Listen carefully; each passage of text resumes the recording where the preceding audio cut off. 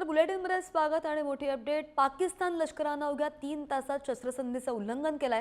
जम्मू काश्मीरसह सीमावर्ती भागामध्ये पाकिस्तानकडून गोळीबार करण्यात आला आणि भारतीय लष्कराच्या चोख प्रत्युत्तरानंतर पाकिस्ताननं गोळीबार थांबवला।